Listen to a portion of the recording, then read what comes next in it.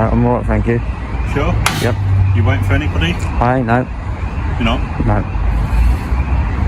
What's the reason that you're recording? I'm not going to answer any questions now. Sorry? I can't hear you. I'm not going to answer any more questions. I don't need your service. Okay, I'm just wondering why you're actually standing outside. Thanks for coming out and talking to me. I do appreciate it, but I don't need your service. Okay. Thank you. You alright? Yeah, not too bad. You alright, mate? How you doing, mate? You alright? Yeah, how's it going? Alright. You auditing, are you? I might be or I might not, to be honest with you. I don't really wish to engage. You don't wish to engage? No. Okay, all I'm going to ask then, we've got some personal vehicles here. Yeah. Kindly don't film the personal vehicles, alright? I'm going to film anything I can see from a public area. Okay, the reason I say that though is that's more of a courtesy thing. No, I appreciate it, but I've got to get something in the video, so... Well, maybe aim for the marked police cars then, because like I said, personal cars not really cool if they don't want Normal cars, police cars, anywhere that comes out of the police grounds, I'm going to... Right from the start, the officers didn't focus on any actual law being broken. They showed their own agenda. Instead of pointing to an offense, they asked, "Are you auditing?" That question alone revealed their mindset. They weren't concerned about safety or legal violations. They were trying to label FB so they could dismiss him. But FB handled it perfectly. He said he may or may not be auditing and chose not to engage. That was the correct move. He didn't owe them any explanation, and the law doesn't require one. When that approach didn't work, the officer changed tactics. Now the focus shifted to filming vehicles, warning FB not to record personal cars, but again, without any legal basis. Instead of citing a law, the officer relied on guilt, calling it a courtesy thing. But that's not law, that's pressure. It's emotional manipulation, trying to make something legal seem wrong or disrespectful. He was clearly attempting to shame FB into stopping. At that point, it was no longer about enforcing the law. It became about protecting personal feelings. Yeah. And that's exactly where professionalism started to fall apart. Stay off the road, because I don't want you to get run over by accident. I know you're only looking out for me, but I've been walking up and down for God knows how many years. I can look after myself. You've done this before, have you? I might have. Yeah? I might have. Right. Have a good day, lads. Thank you. Good day. Thank you. You're dismissed, lads. Why not? Do not film me. I'm not giving you my permission. I don't need your permission. Please. You touch me, Please put you'll the be in phone trouble, down. okay? I do not consent to any touch. I politely refuse. Please put the phone Listen, down. I don't know who you are. Could you step back, please, and leave me alone? No. No? Well, if you touch me, I do not consent to touch, and you will be arrested, okay? So, Really? yeah. What are you laughing at? I'm laughing at you. You're a fool, not me. You're balaclava. Yeah, so what? Let me just get up and stand back away from you. Yeah, The off-duty officers quickly made it clear they were out of their depth. Demanding that FB stop filming because he hadn't been given permission was simply not supported by law. In a public space, you don't need anyone's permission to record. That right is protected. They then claimed he was intimidating people, but that argument falls apart on legal grounds. Under the Public Order Act, intimidation requires threatening, abusive, or disorderly behavior. Quietly standing and filming does not meet that threshold. The same applies to harassment law, which requires repeated conduct, not a single recording.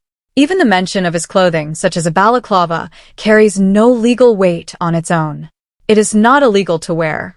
Officers must have clear, objective reasons for suspicion, not assumptions or personal discomfort. The strongest issue here is the sequence of events. The officers approached him first, initiating the confrontation, and then claimed they felt intimidated. But you can't create an interaction and then use your own reaction as justification for enforcement. That contradiction exposes how weak their position really was and undermines the reasoning behind their actions. Who's not writing their head here? Him here. I don't think Your so. mate here. He's not writing here for calling members of the public fools. Are you an officer here? Are you? Shit, man. Are you an officer? Go on. You touch me, and I'll lay you straight up the floor. Oh, yeah, you I will, yeah. Threatening us now, Yeah. You go on. I said, you touch me. I said, you'll be in trouble. Go on, I've got everything on camera. He just got all aggressive. You can see it in his face and he wants to do something. Do something. Go on, do it. Do it. You must think I'm scared of you. I'm not. I'm not scared of you. Don't worry about that. I'm here minding my business. And you know it's an offence to lie to the police. You know that, don't you? An arrestable offence. We've got a very aggressive gentleman here. I'm standing here minding my own business and they approach me. Yeah, calling me a fool. If anybody's the fool, it's him. This is the moment where the officer's credibility completely fell apart. When FB challenged one of them for calling him a fool, the officer suddenly snapped and moved forward with a clenched fist. That wasn't restraint, it was clear aggression. His body language showed hostility, not any attempt to de-escalate. FB stood his ground and calmly made it clear he had the right to defend himself if he was attacked.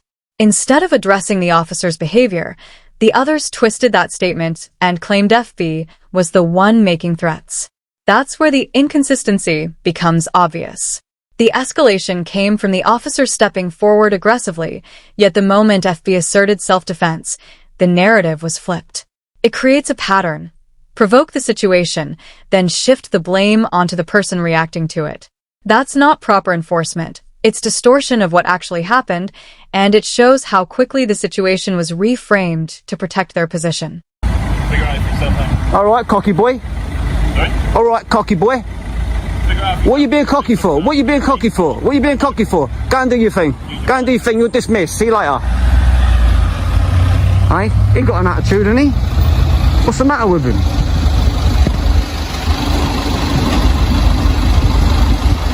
Now we've got flashing blues here. Yeah, go on. Everything's on camera, so what you do? No, not at all. When backup arrived, FB asked a straightforward question, whether the two individuals involved were actually officers. Instead of giving a clear answer, he was told to find out yourself. That response didn't show transparency. It avoided accountability. In situations like this, clarity matters. If someone is about to be detained or face enforcement action, they should at least know who is involved. But instead, FB was brushed off without proper explanation. Within moments, things escalated further. Without any meaningful questioning or proper assessment of what had happened, officers moved straight to arrest. FB was then taken down with force, despite not resisting. The level of force used appeared excessive and unnecessary for the situation at hand. Afterward, the situation became even more serious. FB was later charged with resisting arrest and even assaulting an officer, despite the footage suggesting he was not the aggressor. That's how quickly the narrative can change once reports are written. The account of those in control often becomes the official version of events. The charges themselves appear weak when compared to what the video shows. Resisting arrest does not apply when there is no active resistance, and the assault allegation is even harder to support based on the available footage. At that point, it becomes a matter of conflicting accounts, officer reports versus recorded evidence. And in many cases, especially for individuals unfamiliar with the system, that imbalance can be difficult to challenge effectively. FB himself later acknowledged that he lacked experience at the time, which allowed the situation to be interpreted in ways he didn't anticipate. If key legal points, such as grounds for arrest, necessity, and procedure, had been clearly addressed in real time, the outcome might have been harder to justify. This isn't about one individual alone. It highlights how situations can shift when legal knowledge and composure are missing in the moment. Overall, the case reflects a broader issue. When perception and emotion override clear legal standards, situations can escalate quickly and become distorted. In this instance, what began as a filming interaction escalated into force, arrest, and later charges that remain heavily disputed. The takeaway is simple. Understanding your rights and staying composed under pressure is critical because once narratives are written, they can be very difficult to undo.